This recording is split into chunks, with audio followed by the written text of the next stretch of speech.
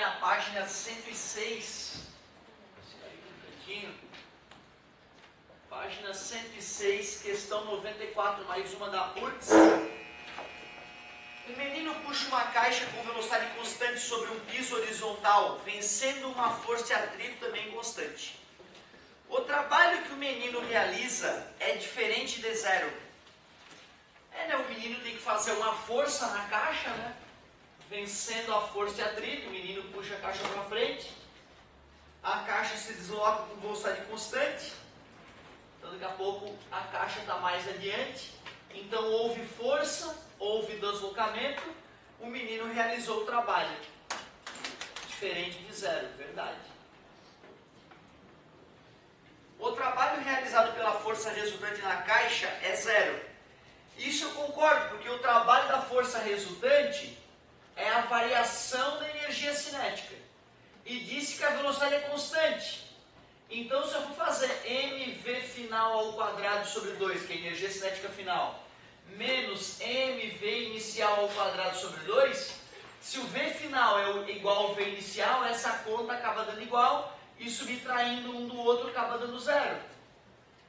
Então eu concordo, o trabalho realizado pela força resultante na caixa é zero porque a velocidade se mantém constante. Usamos o teorema da energia cinética para confirmar essa ideia. O trabalho que o menino realiza é igual em módulo ao trabalho realizado pela força de atrito. É a única explicação, né? Os dois trabalhos que estão sendo aplicados é o da força que o menino faz e do atrito. O trabalho da força resultante é justamente o trabalho da força que o menino faz mais o trabalho da força de atrito. Para que isso dê zero, a única explicação é que o trabalho que o menino faz, que é motor, positivo, tem que ser igual em módulo ao trabalho resistente que o atrito faz. Então, o trabalho que o menino realiza é igual em módulo ao trabalho realizado pela força de atrito. Por isso que a velocidade se mantém constante. Então, são corretas 1, 2 e 3. Letra E, perigosinha essa questão mesmo. Se nós fôssemos usar o coração, vai dar a sensação, não, então o trabalho do menino é maior que o trabalho do atrito, por isso a caixa se mexe. Mas nesse caso a gente tinha que ser técnico mesmo, o coração ali falha nessa hora. Show de bola? Ainda mais? Vamos? Senão eu vou te contar uma outra coisa.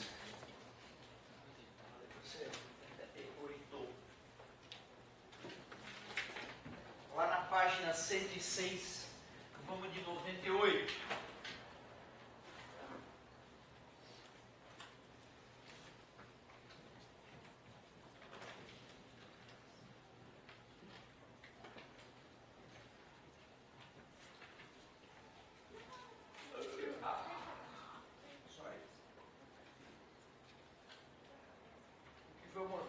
Página 106, questão 98, falava o seguinte. Um corpo de massa 5 kg é lançado com velocidade de módulo igual a 10 metros por segundo sobre um trilho horizontal, como mostra a figura abaixo. Então lá, trilhinho horizontal, a caixinha foi lançada com uma certa velocidade V0.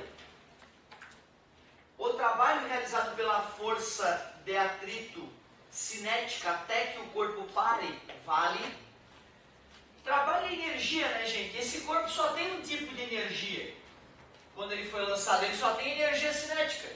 Para que ele pare, essa energia cinética tem que desaparecer, tem que se transformar em outra forma de energia, para ser mais preciso.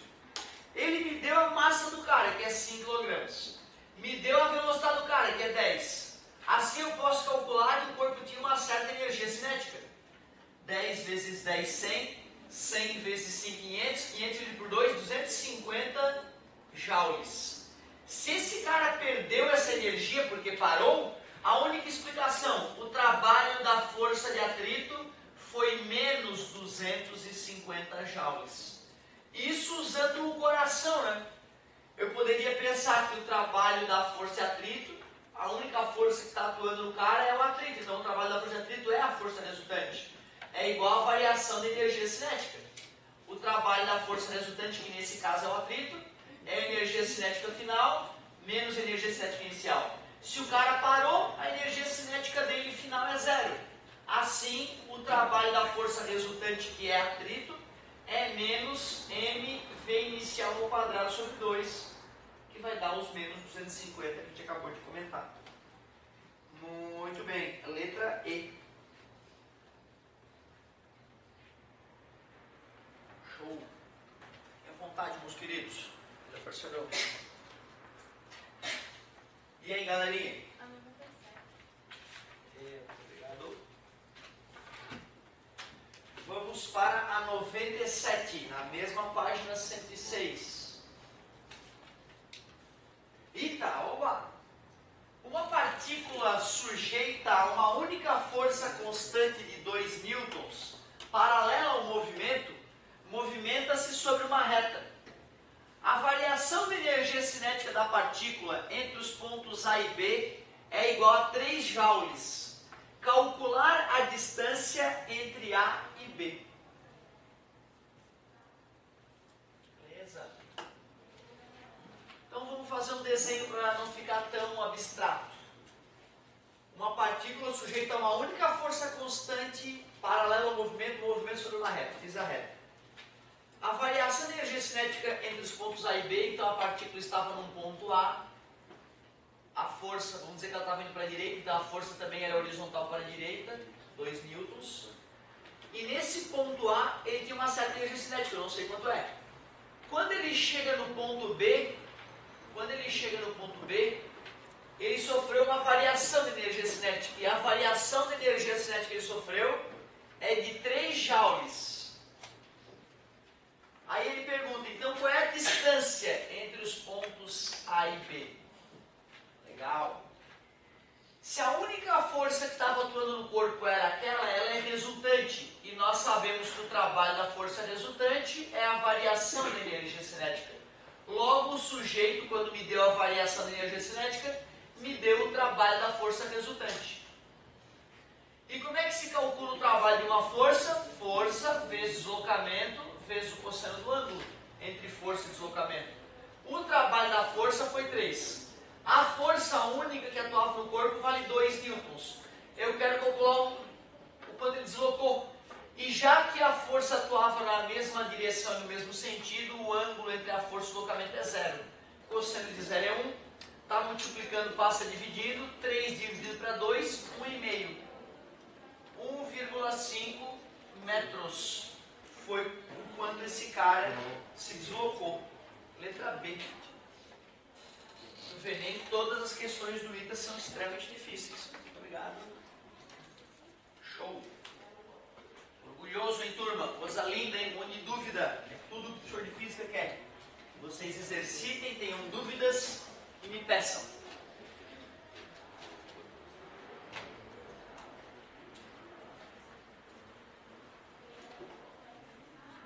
Falar o seguinte, 60, página 100, questão 60, falar o seguinte, um bloco de massa 10 kg, inicialmente a uma altura de 2 metros do solo, desliza em uma rampa de inclinação 30 graus com horizontal. O bloco é seguro por uma corda paralela à rampa. Se desprezarmos o atrito entre o bloco e a rampa, que força deve ser aplicada ao bloco para que ele desça com velocidade constante pela rampa? Show. Fazer a rampa. Ele disse que a rampa fazia 30 graus com horizontal.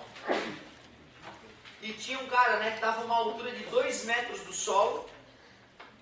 Tinha 10 quilos. 10 quilogramas, a massa do cara.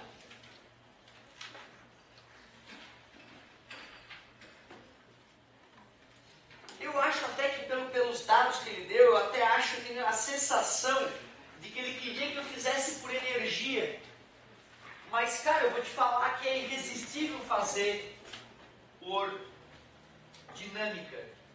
Porque o cara que está no plano inclinado sem atrito, a única força que atua nele é o peso. E eu já te dei a técnica, né? Tu faz uma pontilhada paralela ao plano, tu faz uma pontilhada perpendicular ao plano, desenha o teu peso vertical para baixo e decompõe o teu peso em Px e o Px vai tender a acelerar o corpo e o Py vai espremer o corpo contra a superfície, contra o plano. O segredo para saber decompor é lembrar que o ângulo está entre P e PY, P e PY, música para os meus ouvidos. Se eu quero que ele desça com velocidade constante, a força resultante tem que ser zero. E para a força resultante ser zero, já que eu quero que a velocidade seja constante, e para que a velocidade seja constante, a aceleração deve ser zero. Por isso que eu digo que a força resultante tem que ser zero. O Py vai ser combatido pela normal.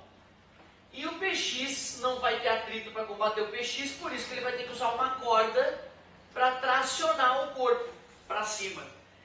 Então, para a resultante ser zero, só se o Px for igual a essa força de tração.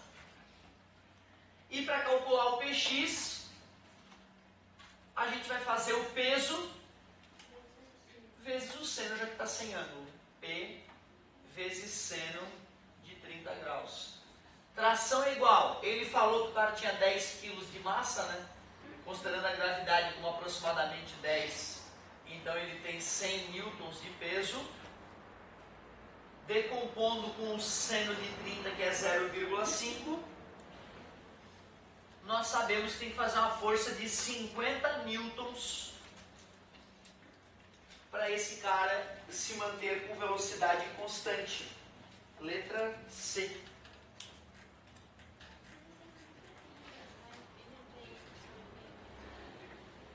Bacana. Na verdade, ó, a gente... Quando eu faço essa demonstração, eu faço intuitivamente só. A gente poderia fazer matematicamente, provar isso matematicamente. Primeiro vamos tentar intuitivamente. Fiz um plano bem pouco inclinado, certo? Quando eu tenho um corpo aqui e vou fazer o desenho do peso e suas componentes, o que acontece é o seguinte: pontilhada paralela, pontilhada perpendicular. Quando eu faço o desenho do peso e suas componentes, eu acabo fazendo um triângulo também, né, semelhante ao triângulo do plano inclinado. Vou pegar aquele vetorzinho e posso encaixar ele aqui, né, fechando um triângulo de vetores, né. Pô, aquele ângulo alfa ali tem um ângulo de 90 graus e tem um ângulo beta ali, né, certo? Se esse aqui é o ângulo de 90 graus, quem que será o alfa, quem que será o beta, né? O beta maior, nitidamente lá embaixo, e o alfa que é o menor, nitidamente ali em cima. Isso eu fiz só intuitivamente, tu viu? Eu não fiz prova matemática para ti, certo? Mas se tu acredita que esse triângulo é semelhante ao da rampa, fechou, né? Mas é um exercício legal de matemática, tentar provar, não é difícil, né? E tentando achar os ângulos ali. Aquele ângulo ali também é 90, né? Aquele ângulo ali é beta, né? Certo? Aquele ângulozinho ali é beta, então fazer a prova matemática é bem desafiador. Não é desafiador, mas é um exercício bom. De repente vale a pena um dia, uma tarde, gastar ali um tempinho para fazer essa prova aí. Show de bola, boa pergunta. Eu agradeço.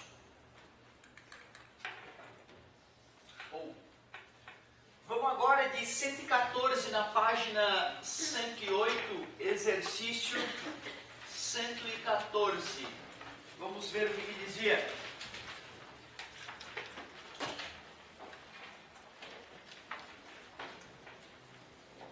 Um bloco viajando com uma determinada velocidade choca-se inelasticamente com outro bloco de mesma massa, inicialmente em repouso. Ah, então os caras bateram e grudaram, já que o choque é inelástico.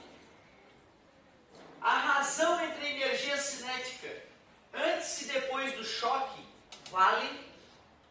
Legal.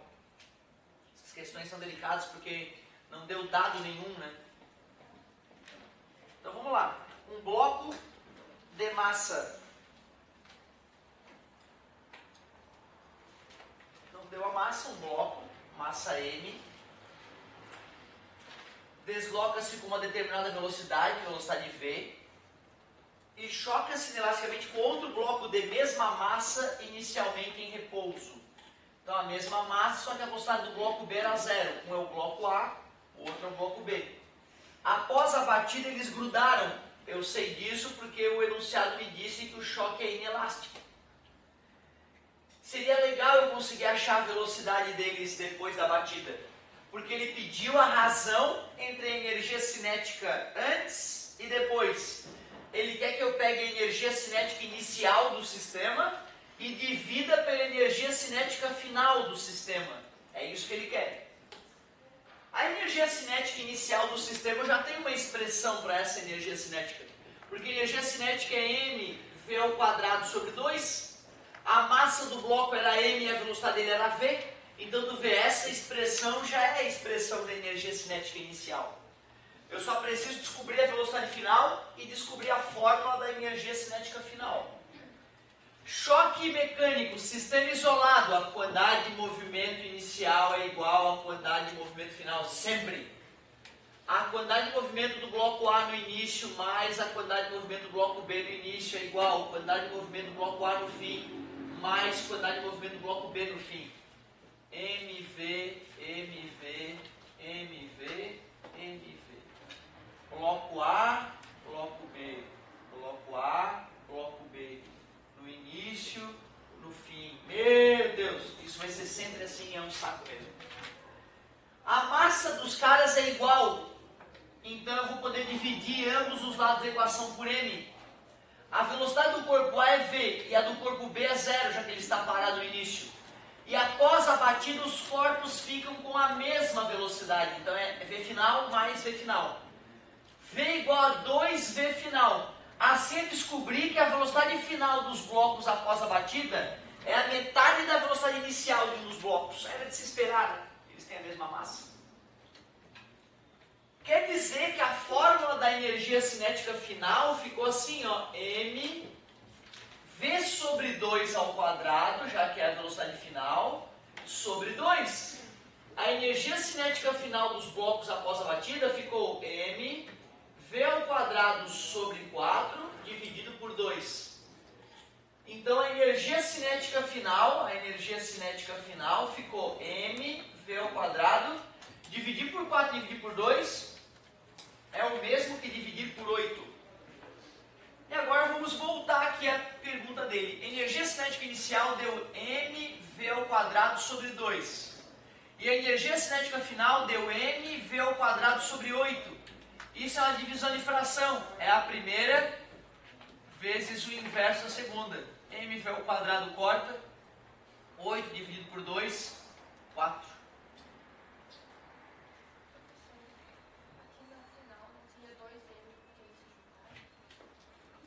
Tens toda a razão. Tens toda a razão. Eram 2 blocos, né? Muito obrigado.